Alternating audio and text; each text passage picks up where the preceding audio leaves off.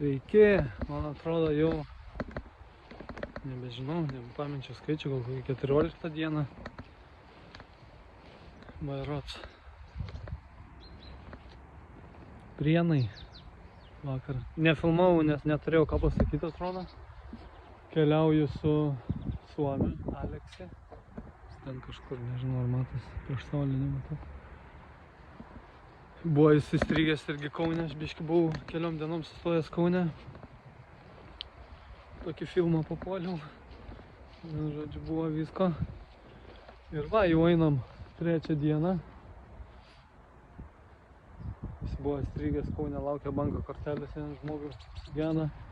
Neatėjo, sako, varom tik to. Taip gavos, kad ir aš pirmadienį pradėjau, tai va, einam kartu. Einam. Ir va šitą dalis jau Lietuvos prasideda miškai, labai gražu. Čia gražus kelias palei Nemuną.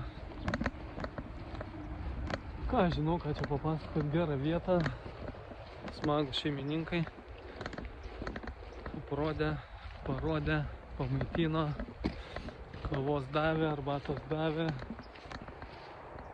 Naktį atvykom, nesimato, dabar žiūriu, čia už mūsų kažkoks angaras.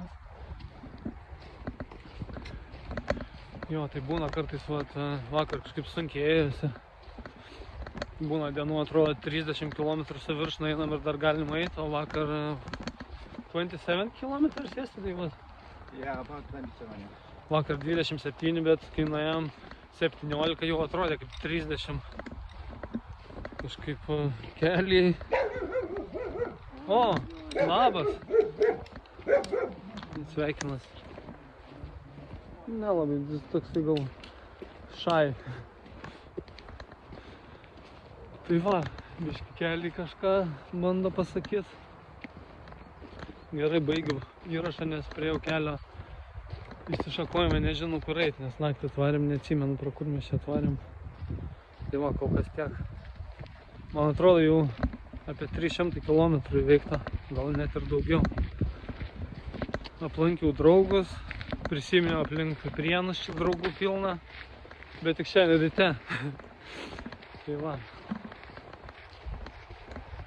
Iki.